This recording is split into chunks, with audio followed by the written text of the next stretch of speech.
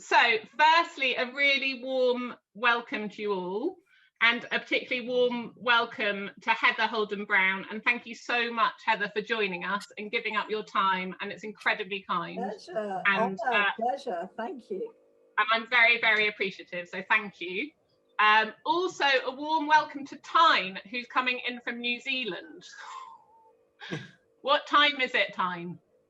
It's 5 a.m. I actually miscalculated. I thought it was going to be 6 a.m, but that's fine. I've got my coffee, so I'm good to go. Okay, amazing. So particularly warm welcome to Tyne, who's coming in from across the world and across a big time difference. Hello, Alison. Nice to see you.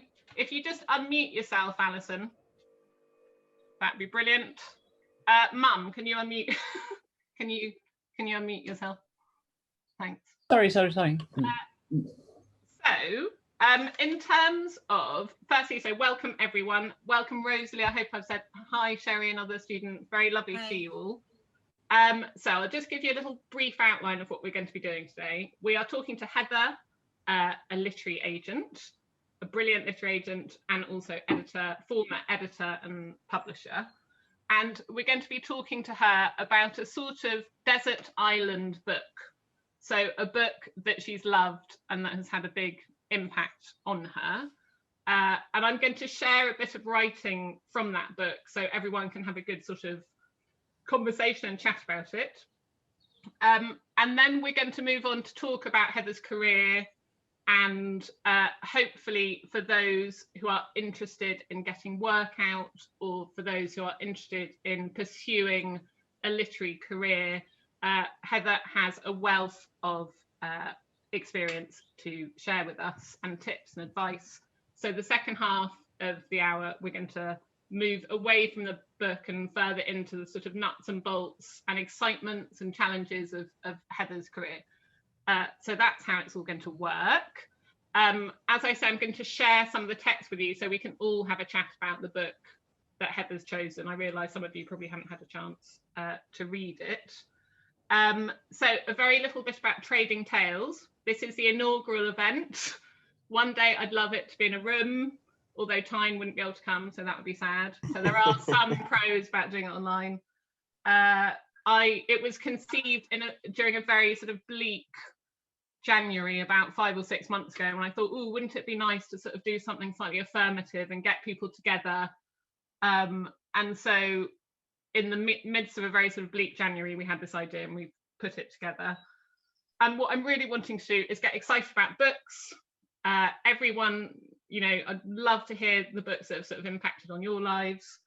And I really want to also help people open up pathways into the creative industries. Sometimes they can feel a little bit like ivory towers, and they can feel quite remote and quite unreachable. So I'm really, really hoping that by meeting people that work within them, be they literary agents or authors or editors or publicists or whoever it may be, that the sort of ivory tower starts to feel a little bit less remote. But that is enough banging on for me. So Heather, hi. Hello.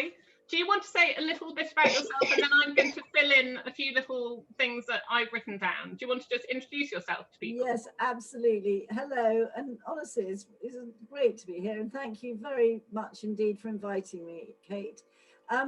So yes, I mean, I used to be a publisher, specialising, to be honest, in non-fiction, but obviously I've always been a reader of fiction, and nowadays, well, actually since 2005, I've been a literary agent, and we cover both non-fiction and fiction within the agency. I would say that my personal leanings are more towards commercial literary fiction or commercial fiction.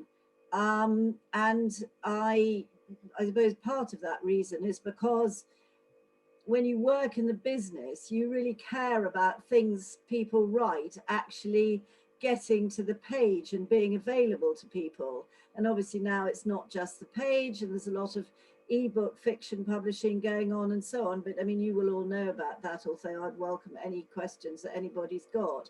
But so I mean, I'd love to talk about the book I chose a bit, because I really think that The Outcast by Sadie Jones is a fantastic and prize-winning book. And in my way of thinking, it is sort of commercial literary. But you know, I'm just it's, if people have got questions, however they may think that it's kind of quite a basic question or whatever, I'm really happy to help you as much as I can with having with a background in publishing and agenting, in the hope that I may have been of some use to you. Brilliant, that's incredibly helpful. So yes, do those of you, and I know some of you, I can see you here, the ones who I feel might be storing up novels or midway through a novel, or there's certainly a bit of gestation and production going on. So do take this opportunity to ask Heather those questions that are sort of dangling in your heads about practical steps. Excuse me, what is commercial fiction? I'm sorry? What is commercial fiction? I suppose I would call it popular fiction or mass market fiction. And I say that as a positive. Popular, I would say, whether it's women's fiction, romantic fiction, historical fiction, crime and thriller, but it's sort of mainstream. So if you walk into W.H. Smith in a normal situation, it's really what you see on the bestsellers displayed in front of you. I would say popular fiction. Yes, I'm sorry to have used a confusing term. Yeah, popular. Yeah, that makes sense. Jalal, did you have a question? Later, if you don't mind. Yeah, sure. So that's really, really helpful. Thank you, Heather. And I just want to fill in a little bit because Heather's being quite modest, and so I'm going to be immodest on her behalf. So Heather has worked as an editor at Headline, Harrap, BBC Books and Waterstones, and she did that for 20 years. Her non-fiction clients include Clarissa Dixon Wright, Michelle Hussein, the Today programme presenter, X Factor's Louis Walsh. I was quite excited about that one. But she also represents a very broad range of doctors and gardeners and bake-off contestants and archaeologists, historians, journalists, cookery writers, and several very lauded novelists. So she's got a really eclectic, interesting, vibrant list of writers. I like what Heather says here, which is that her writers marry terrific narrative skills with writing of the highest order. And perhaps this comes back to that question that was pursued a little bit earlier. Terrific narrative skills with writing of the highest order. So Heather is obviously keen on propulsion and compulsion, but keeping the quality of the style and the prose high. I also thought this was interesting, Heather, that I found this morning. It is interesting how very, very hard writers have to work to get their book written. It is interesting how very, very, and there are two verys there, hard writers have to work to get their book written. Do you think, Heather, that sometimes people don't quite have a sense of that? Do you think because it's a very quiet process? Yeah, no, I mean, I do think that. And I mean, with a novel, you know, people can have 15, 16, 17 drafts, which is either a positive or a negative, depending how you would look at it. But I think it's really helpful if people understand that, because I think sometimes people think, oh, well, loads of people write novels, can't be that difficult. And they sort of thrash it about, and then they have one more go at making it better. And then they sort of think, well, that's probably the best I can do. So yeah, I mean, so boringly, as with so many things in life, it's that kind of, you know, damn determination to get it as good as possible. That is pretty key. That's correct. Yes. And would you say a common trait of your writers, and this is something that I talk about when I teach creative writing, so just for those of you that don't know, so I've had a short story published in the Observer newspaper, and I'm about to have one published in the Brixton Review of Books, and I'm writing a novel, and I teach at Boston University, just to thought I should slip that in. But when I teach creative writing, I tend to bang the drum of rewrites rather heavily and loudly.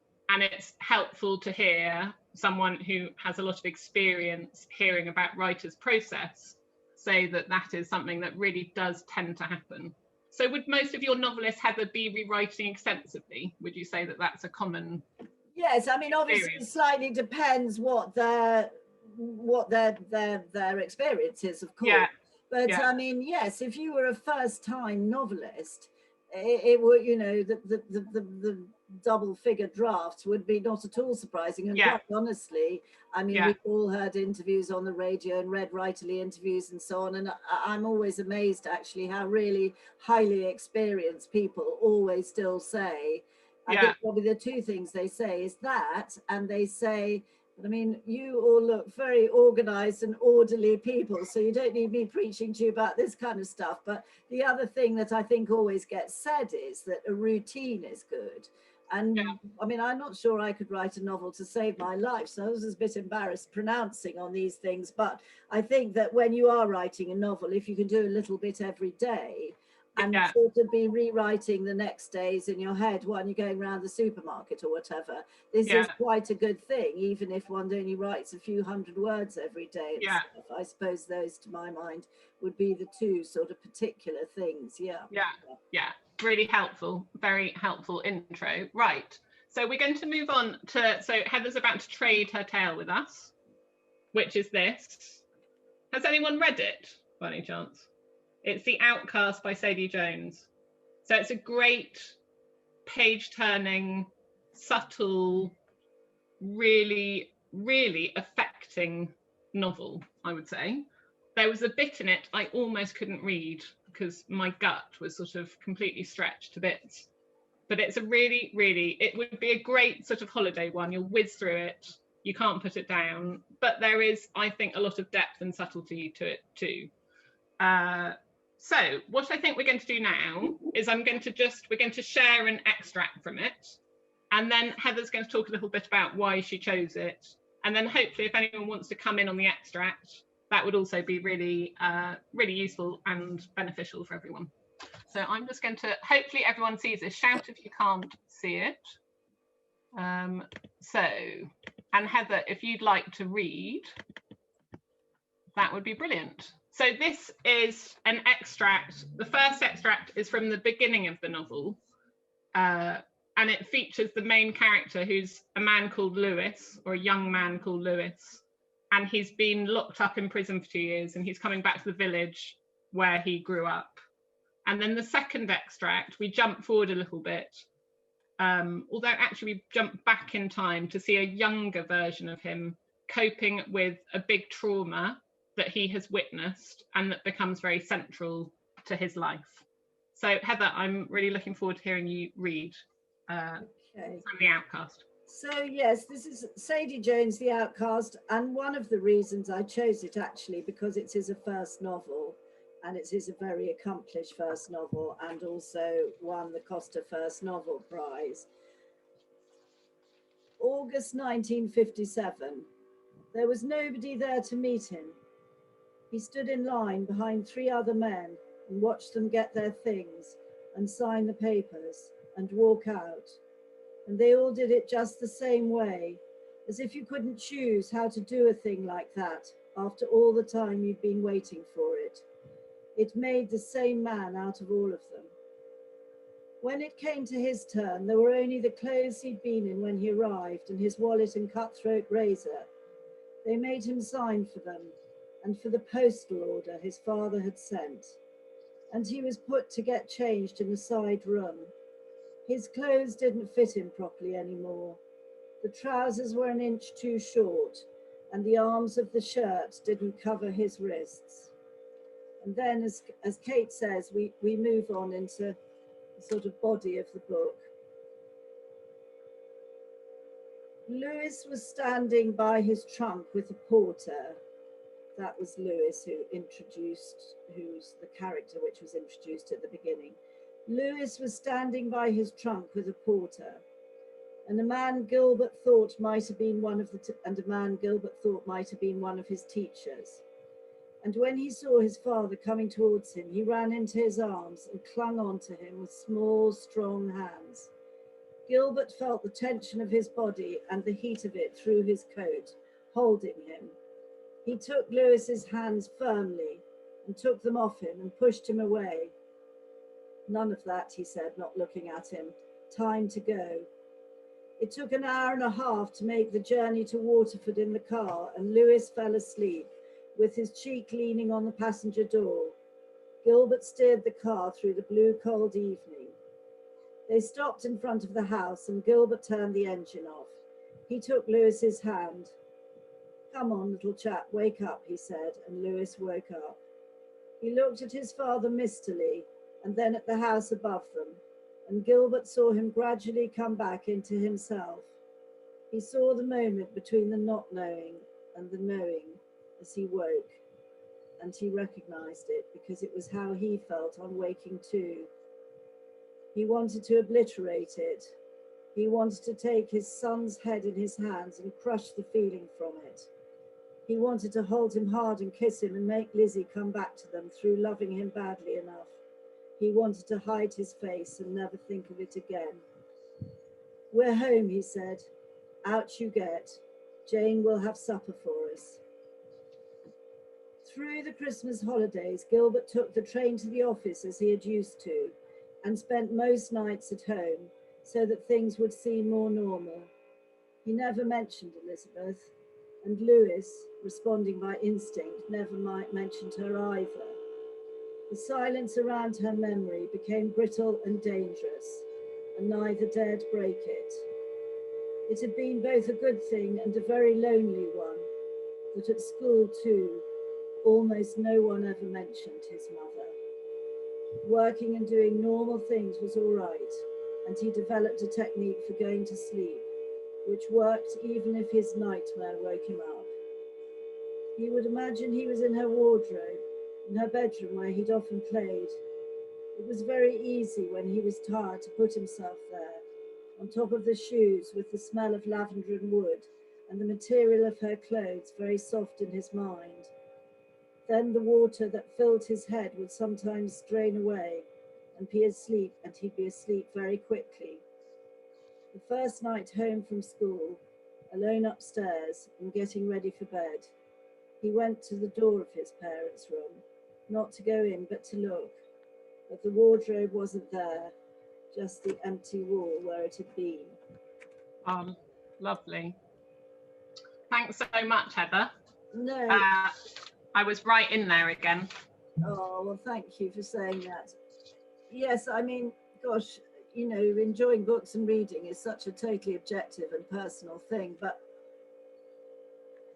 I think the reason I was drawn into that book, and it is relevant to me that it was the first novel and a bestseller and stuff because of being in the business and things, and also, you know, there's only so much time you can read books, so the ones that have done well and have been successful do have a attraction.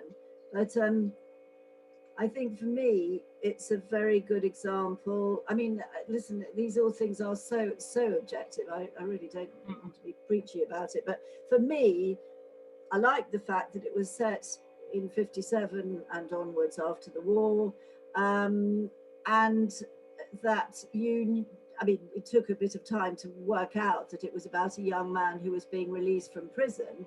But I mean, you were sort of straight in the story from from paragraph 1. And certainly when agents and publishers are assessing manuscripts, you know, you always look really closely at the beginning of the book and whether it can hold people's attention.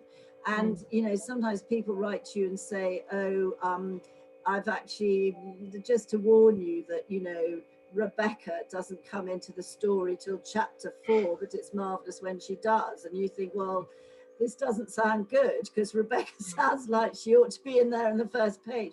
So yeah. I like the sort of immediacy of it. Sadie Jones she's one of those people, in my opinion, that you never want to rewrite a word. Every word seems to be perfect.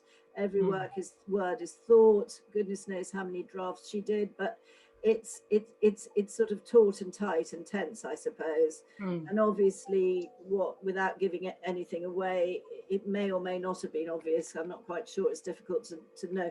But obviously, Lewis is the son. Gilbert is the father who'd been in the war, and they were living a sort of enjoyable suburban country life, with Gilbert going up to his office in London every day and so on.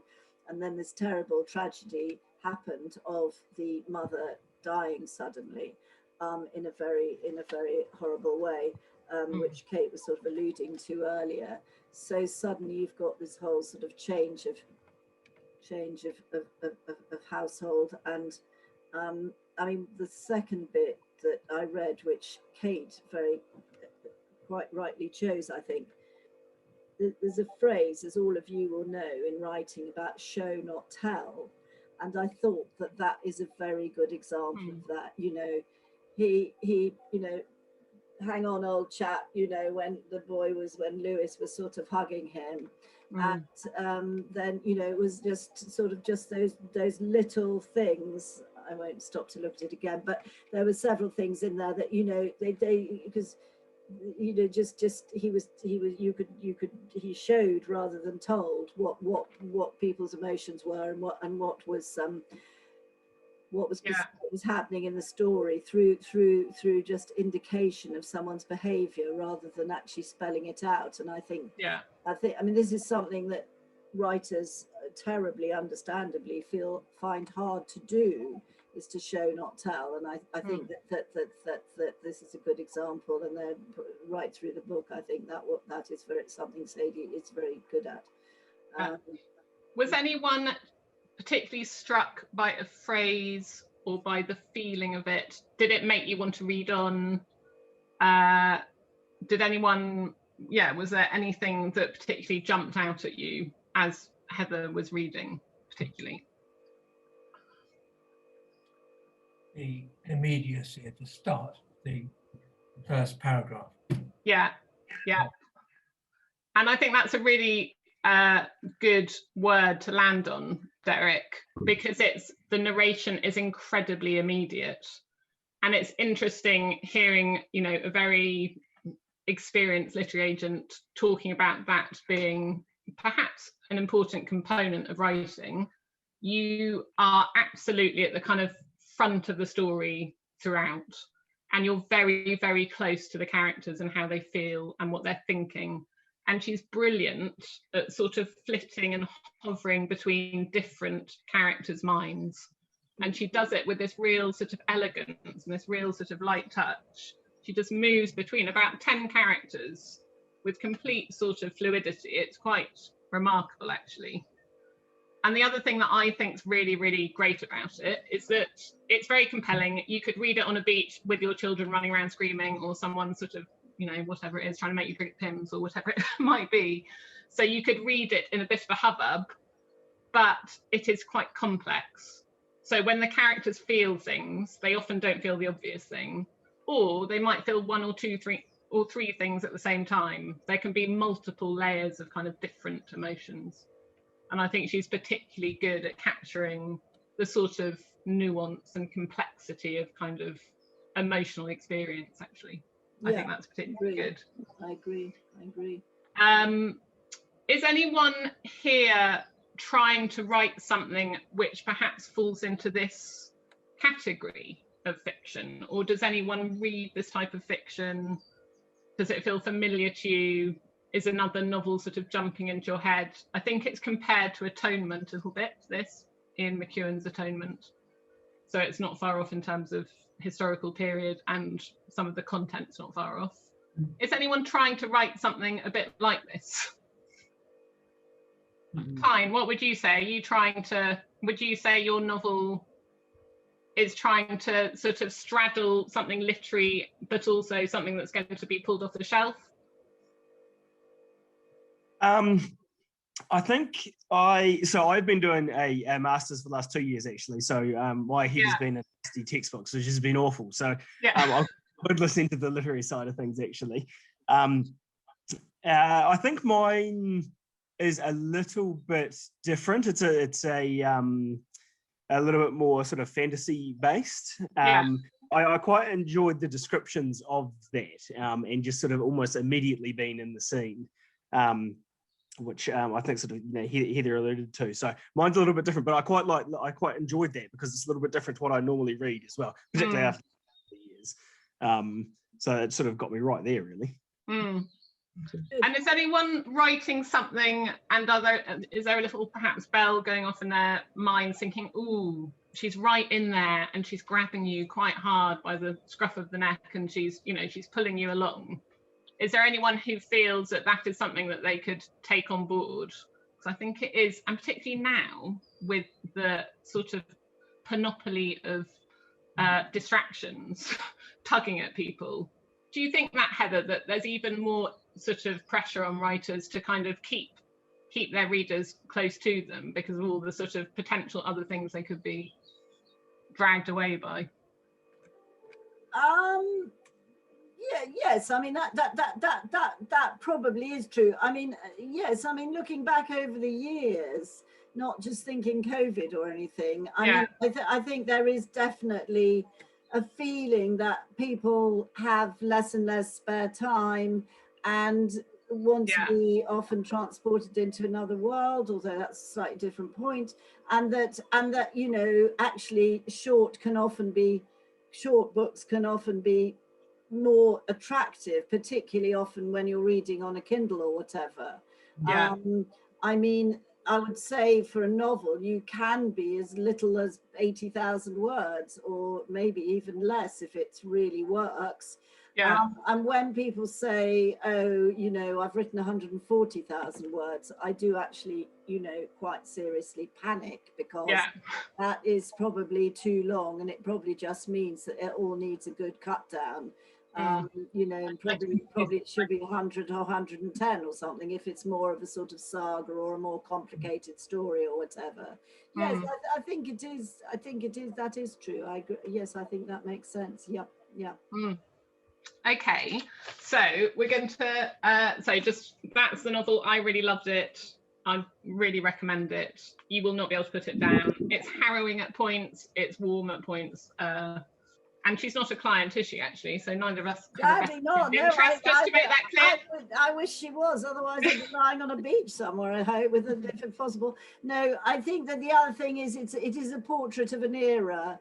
And I also, the only other Sadie book I've read is called Small Wars, which is actually set at much the same time, the end of the 1950s. And it's about the war in Cyprus between the British who own Cyprus against the Greek Cypriots, and that the emergency, and that I thought, again, it pinpointed on something particularly historical, although essentially British, but also it had that sort of modern historical era sort of feeling about it, i.e. post-war. So no, thanks, Kate. You've said some really brilliant things, actually. Thank you. So yes, has anyone it might be that everyone just in lockdown has been sort of piled up with different sort of pressures, but has anyone read anything recently that they thought was particularly brilliant that they would like to trade or put into the discussion? So I read over lockdown, and I found it deeply consoling in the first lockdown when my children were at home and I was going slightly batty.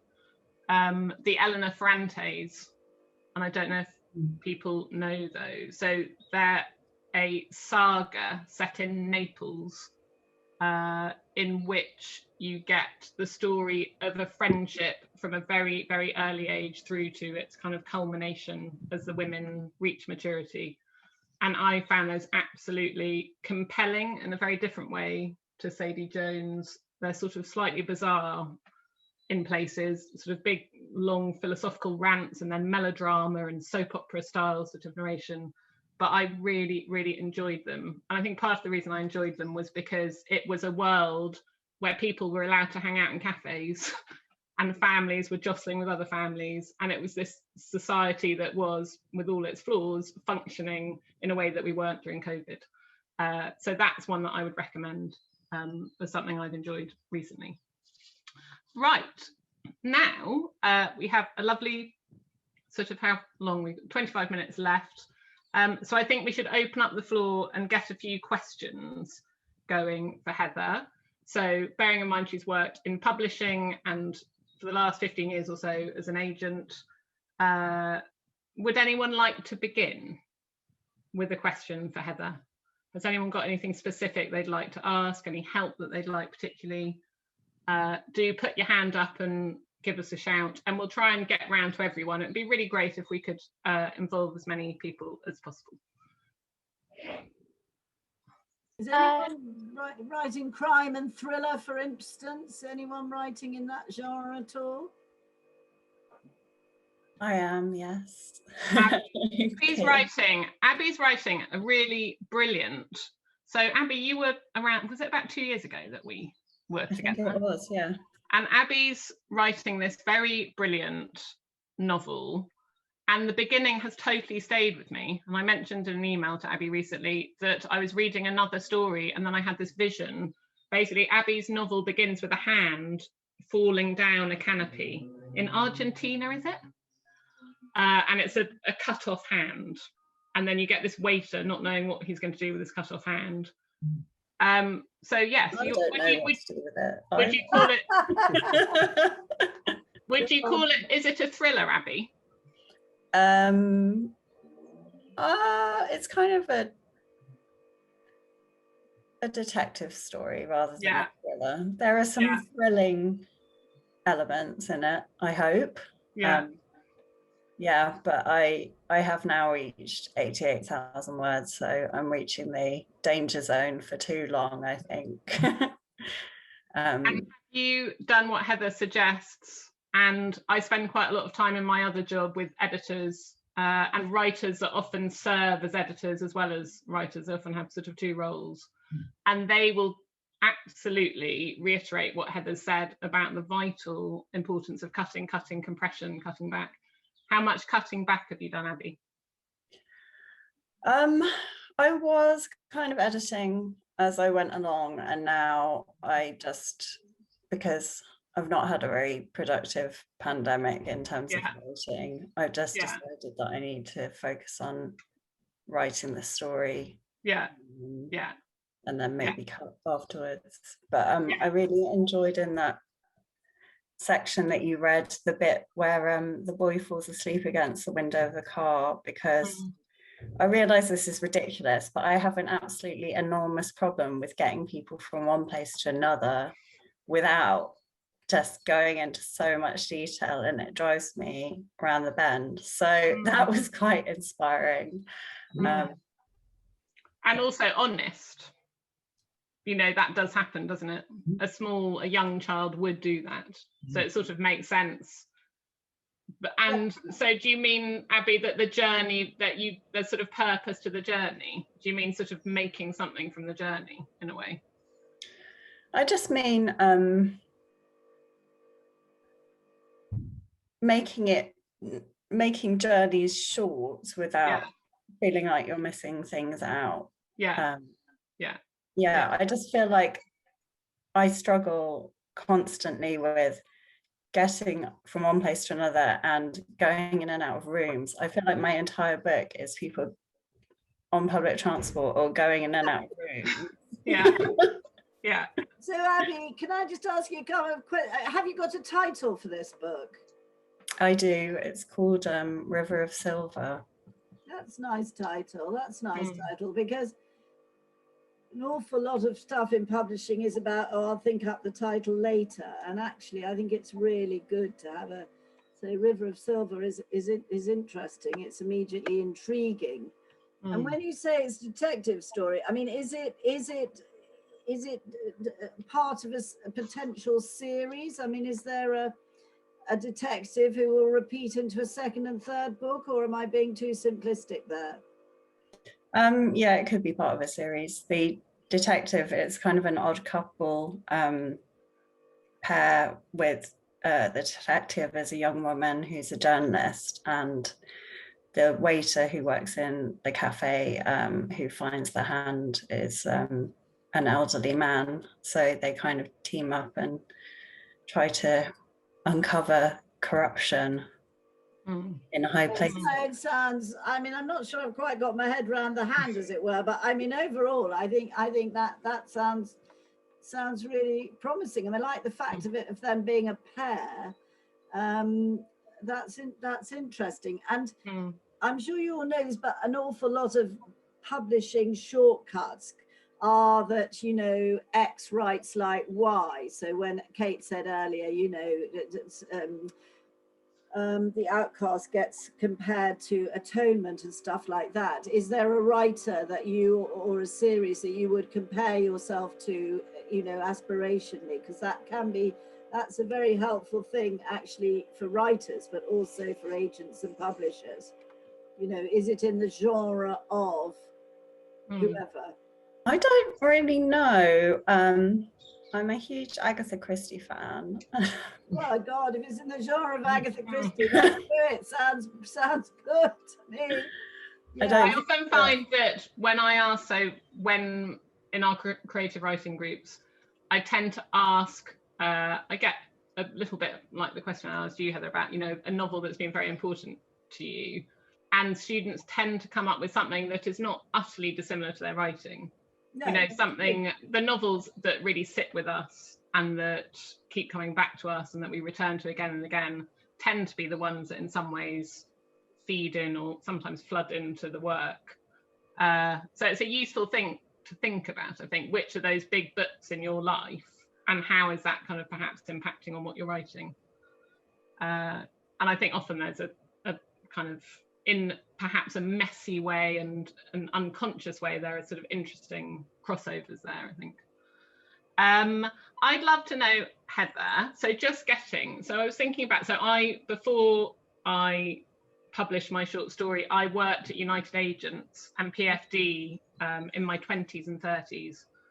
And I actually worked in the film and television part, but there upstairs were all the literary agents. So we had a bit to do with them as well at points. And part of the reason that I've wanted to get Trading Tales going is that, as I sort of alluded to at the beginning, I think sometimes you can look, if you're on the outside, those places can seem quite far away and quite unreachable.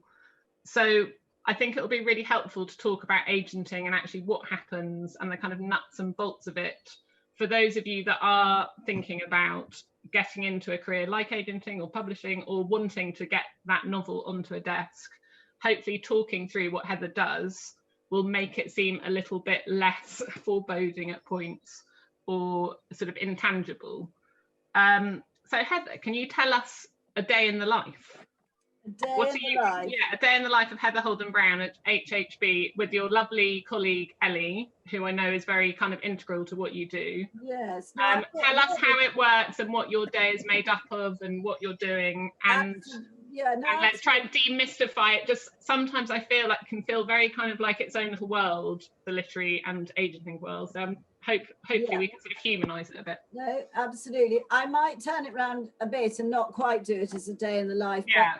But I'll go at it the same way. I mean, so if you're looking for an agent, excuse me, because many of you will know much of this already, but obviously just to sort of fill everybody in, I still believe wholeheartedly in the Writers and Artists Yearbook, or the Children's Writers and Artists Yearbook. Both of them are updated every year, so the current one will be updated in July and become Writers and Artists Yearbook 2022.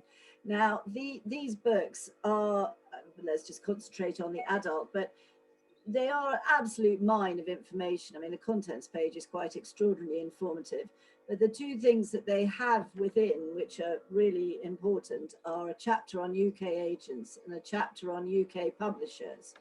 And what we always say to people is that you should approach agents first, but if you come to a point in your thinking and approaching when actually you begin to feel that you probably aren't going to get an agent for myriad reasons, then it's okay to approach small publishers direct, but you should not do it simultaneously. Sorry to sound so bossy, because if you do, what happens is then you find an agent who says, oh yes, I'm quite interested in this. And you say, well, I better just confess that I've also dropped a note to, you know, X, Y, and Z at such and such a publisher. And the agent immediately sort of slightly panics and says, okay, that's difficult. It sounds messy. I think actually let's leave it. So it's really important to have a sort of focus of trying to get an agent if that's your aim, but taking a decision at some point that if it's not going to happen.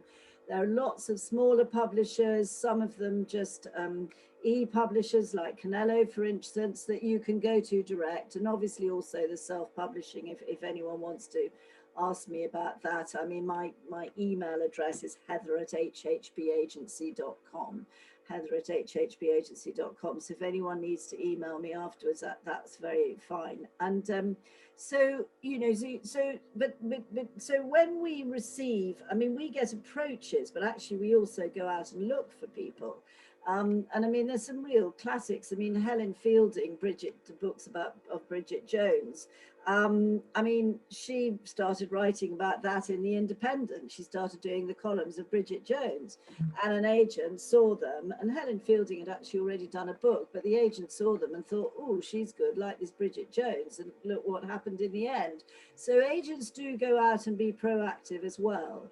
But as regards people approaching us, so yes, so to go back to the Writers and Artists Yearbook, it's once you've established the people you think might be for you, then look at their website. But the advantage of using it is that it's comprehensive, because when people Google things like literary agents, I mean, you don't necessarily get everybody, and it's all a bit random. And as we know, stuff on the web is a bit, you know, it varies. So the great thing is if you use that book as your Bible, really, then you can look on people's websites, and broadly speaking, most agents ask for the same kind of submission, but it'll always be on their website, which although, yeah, anyway, and they will usually say, send us a short synopsis and 3 sample chapters.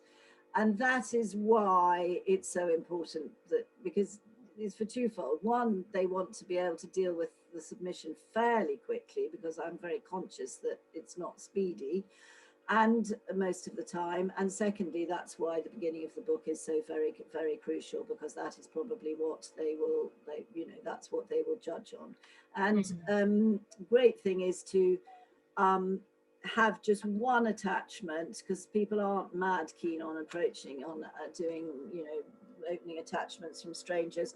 One attachment, which is the proposal and the 3 sample chapters. Ideally, in the subject line, put the title of your novel and your name, so it immediately looks professional, and don't put sort of submission or no subject and that sort of thing. Just put very confidently the name of the book and your name, and then a short pitch in the actual body of the email, so that, and if you want to make a comparison saying I'm hoping to appeal to the readers of Agatha Christie or whatever, that's great. That's really sort of helpful. And it's also helpful to know a little bit about the person, because, you know, it doesn't matter what he or she does, it's just interesting to know sort of who they are, you know, whether they, you know, work in a bank, whether they are a mother at home writing at the kitchen table. I mean, all these things have been proven as being successful, so there's not a, but obviously keep that fairly short, just a quick sort of indication of what the book is, the genre it falls into, a little bit about yourself. Ideally, it's very difficult, this. I mean, really, it's best not to go out to more than a couple of agents at the same time, but appreciate this is difficult because people are slow. And so we receive these submissions, and often we're excited, and sometimes, you know, and I've just been looking at one recently which came through a friend, but it's someone who wants to write in the genre of Wilbur Smith, and so that's great because you immediately know what's going on, and he's been working in Africa and he obviously knows a lot about mining and stuff, so this all makes you feel quite sort of positive and excited. And then, Yeah, so we read and assess if we think that there is publishing promise, because that's really what we're not saying this book will never get published. We're saying, can we help this person to get this book published?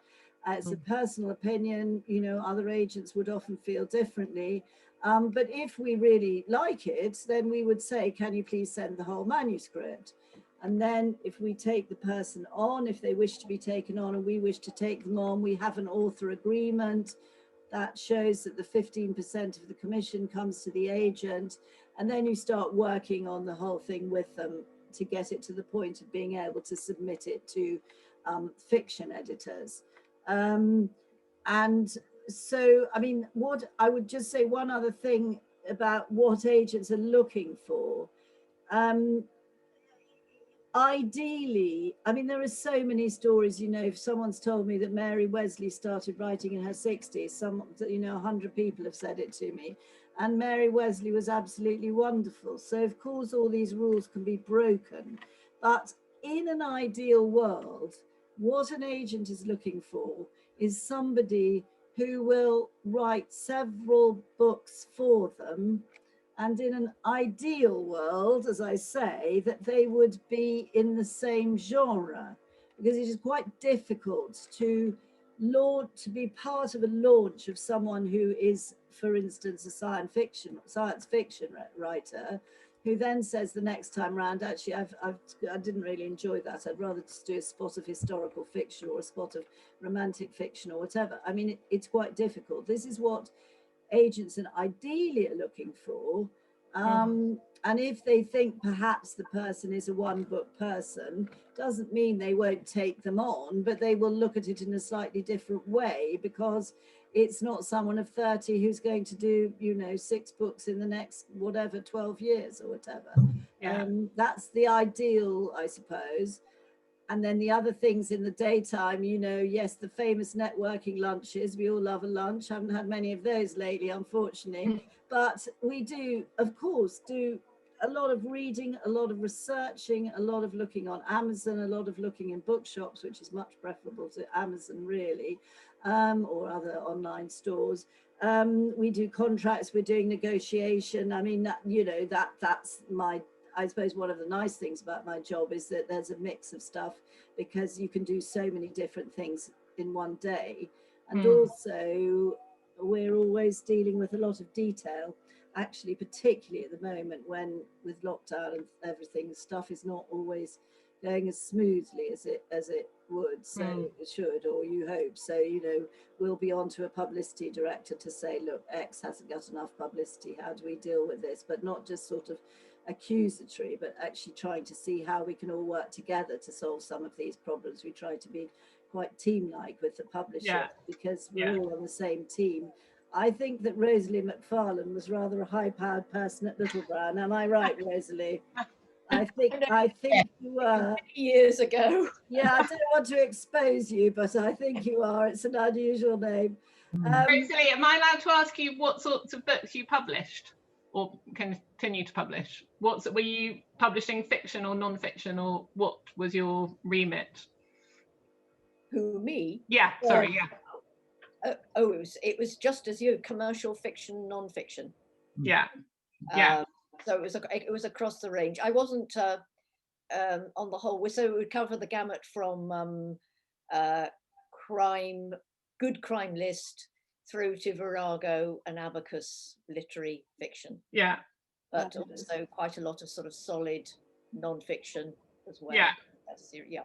And this is a question, I guess, for both of you. When you're editing, are you giving sort of big notes, sort of structural notes, or might you be doing line by line stuff, or is it a combination? How sort of involved do you get in terms of redrafting and detailed notes therein? Heather, are you doing lots of kind of, is it line by line, or are they sort of slightly wider thematic notes? I do big notes, but I'm not saying it's not fantastic for the authors to get detailed notes, because I'm sure it would be and is. So I just find the sort of because I mean, I'm not making a plea for literary agents, but one of the problems about being an agent is that we're like an estate agent and we don't make any money till we've done a deal.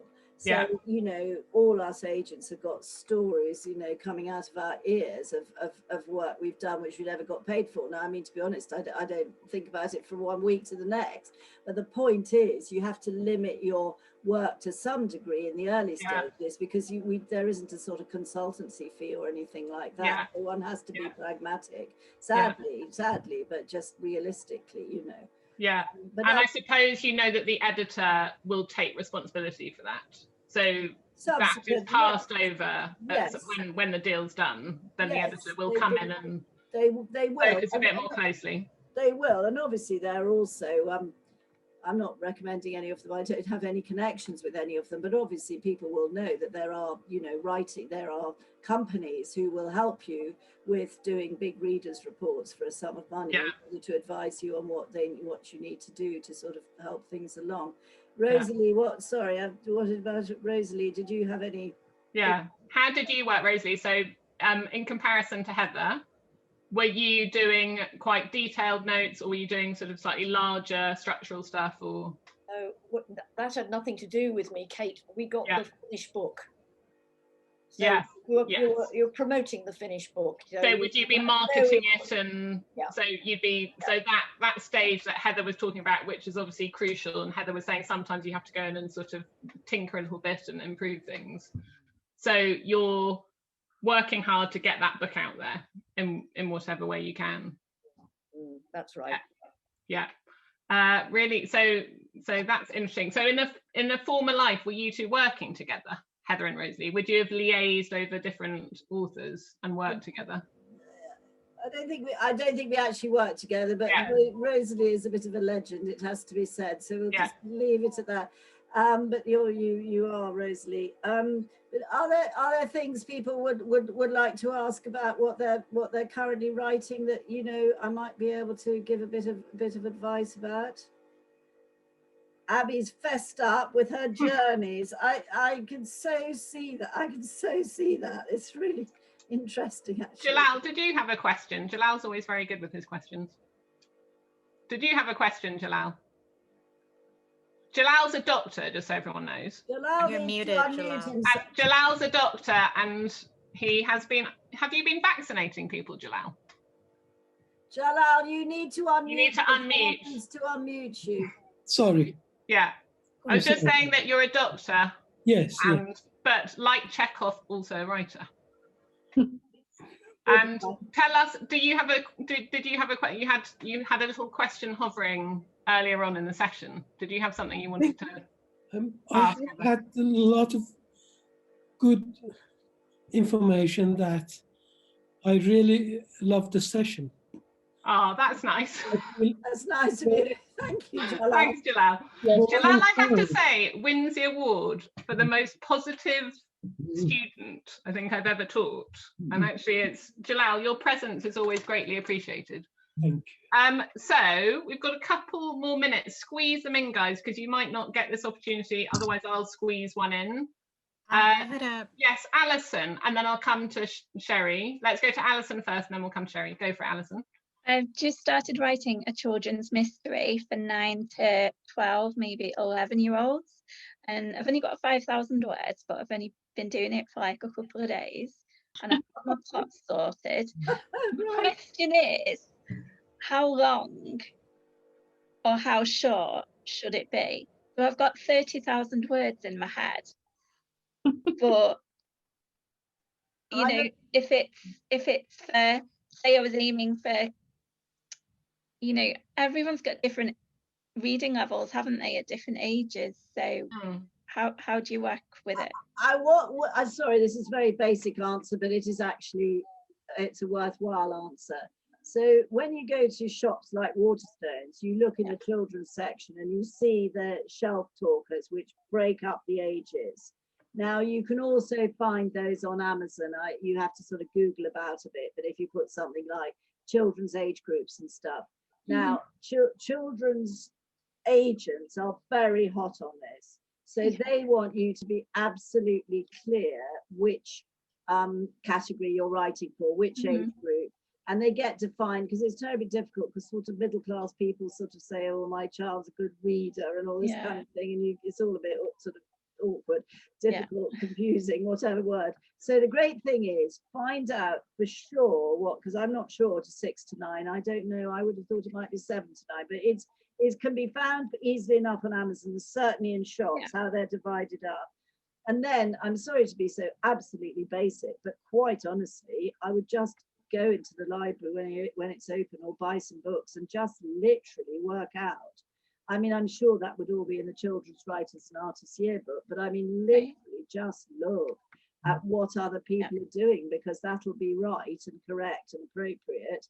And sometimes you may also be envisaging some line illustrations or something if you're in that slightly older territory. In other words, you're not doing a picture book.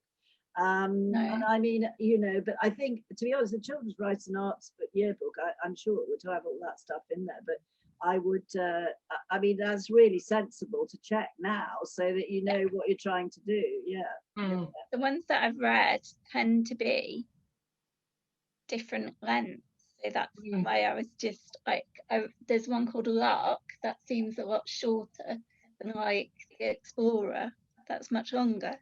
So do I just write the story until I've finished it? And then I mean, that's a starting point. I mean, I have to admit, I don't do children's books, so that's why it's such basic information. But I mean, honestly, I mean, of course, I suppose some are going to be like, I think one can only just sort of try and get some sort of guideline about what the average wordage seems to be. And of course, also it's about tone and difficult words and easier words and all that stuff, isn't it? I'm sorry, Alison, to be a little bit not terribly experienced on that one. Sorry. I think that's really helpful advice, though. Immerse yourself in the age category that you're writing towards. And I think if you do that for a few weeks, things might start sorting into place in terms of sort of expectations around length. I'd also say write the story.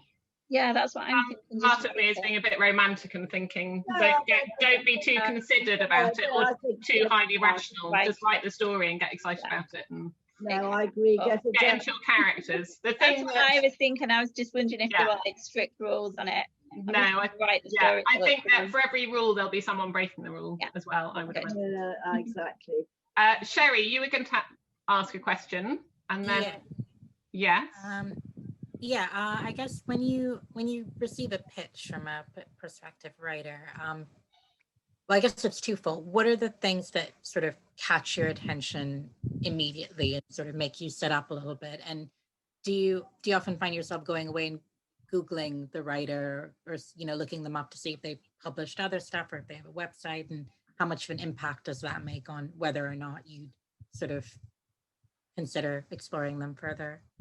Well, when all's said and done, it is what's on the page or on the computer, as it were. I wouldn't expect to have to Google the person, because I mean, I expect they'd have told me if they'd done other books and so on, and I might subsequently Google them. But I suppose with fiction, you're looking for really strong characters who you are caring about and empathizing with. And I quite respect that 3 chapters, it's hard to sort of tick all these boxes that early. You're looking for a world that you are being taken into, which is a world, it doesn't even have to be a world that you personally find interesting. It's really marvelous to be drawn into something somewhere, which immediately makes you feel that you're sort of part of a world. I think that is the best word. But I mean, what's always in the back of your mind is what genre of fiction does this fit into? And that, that's always, that's always a pretty big question. Is it a police procedural, as in a crime book? Is it a Jojo Moyes type of romantic novel? Is it, potential Richard and Judy, which is obviously pretty difficult to know that, but it's really, I mean, to some degree, there is just a sort of feeling, and I know it's terrible, you shouldn't really say that because it sounds so sort of ridiculously unprofessional, but I think that is the truth, because we read a lot of fiction, and therefore you know, sometimes you just think, oh wow, this does seem to be something a bit special. And tension, I mean, wanting to, you know, in the end, there's nothing like wanting to turn the pages and know what's happening, and knowing that when you go to bed, you can't wait to read a bit more of the book. I mean, you know, that's sort of when you know that you're really enjoying the book. But often, of course, those are published books rather than wannabes, you know. Yeah. I mean, that's really helpful. And I think that idea, I think you've sort of hit on something there, Heather, that idea of when you move away from it, it's dragging you back. And lots of books don't do that, and really good books do. So you're doing something else and something, but you're actually, you know, you're being dragged into that place, that world. I think that's a really lovely description of it, that this self-sustaining world that is kind of pulling you back to the point where you keep picking it up. I think that is pretty crucial, isn't it? Final question, Heather, from me. Is there something on your list which we should all get excited about and go and read? Have you got something that you're about to be responsible for getting published, which is brilliant, that we should all go and find, if we manage to get to an airport or W.H. Smith's? I haven't, in all honesty, got anything that imminent that's coming out, if I'm honest. I mean, we've got various things coming from Molly Green, who's writing about writing 2 books about women at Bletchley Park in the Second World War, which I will love. I mean, they're novels. And we've got Emma Burstall, who's doing a book called The House on Rockaway Beach, which is set in just Rockaway Beach is a sort of place people go from New York, and it's got a real sort of old-fashioned character to it. And this is a story of 2 sisters who go back when their grandmother has died, and there's quite a lot of tension between the sisters, but this is not imminent. But I must say, I mean, I know, you know, it's not just because I'm a literary agent. I really do love looking at the bestsellers in shops or on Amazon or whatever else, and just thinking, you know, look, that looks an unusual book. You look at the packaging. The packaging is just sort of kind of in your gut a bit, because you can kind of tell often what kind of book it will be. And actually, Sadie Jones, I just went onto Amazon and ordered 2 more books, because I thought, well, why haven't I read those then? So I mean, I am hugely guided by the bestseller list, but it's you know, everybody. That's why I thought Richard and Judy Book Club, when it was on Channel 4, was fantastic, because it sort of did the work for you, and it still exists, of course, in conjunction with W.H. Smith. So I you know, I'm not sure that I can quickly think of something that. Well, I'm just reading a book actually by Katie Marsh, which is absolutely the very excellent book, but I can't quickly remember its title. I'm ashamed to say. She's a very successful women's novelist with Hodder and Stote and Katie Marsh. And Brilliant. Complex family. It's pretty good, really good. So I've got Katie Marsh and Molly Green down. Yeah, Molly. That's very helpful. Thanks, Heather. All right. Right, we've run over a little bit, but that was so helpful, so informative. I really, really enjoyed that, Heather's choice, and I would highly recommend it. And it was lovely being read to. That's always such a treat. But a really, really informative, wide-ranging and insightful conversation. So thank you so much, Heather. It was very, very lovely to have you. No, listen, I've just really enjoyed. Sorry, we're not all in a room together. No, I really enjoyed meeting you all, and I hope some of what I've said. Oh, that's nice, James, to everyone. Thank you for all bearing with me, and a very enjoyable session. Thank you. Thank you. Thanks. But thanks so much, and to all of you that have come. Whatever stages you're at, and whatever relationship you have to books, whether you're readers or writers, or you listen to them at night on an audio book or whatever it is, enjoy reading. I found it so helpful during lockdown. I think it's particularly important at the moment. Enjoy writing, and really good luck with those of you that are near to sending them off. And I'm sure that Heather's brilliant advice will stand you in really, really good stead. So thank you all for coming, and thank you so much, Heather. We really appreciate your time. Thanks.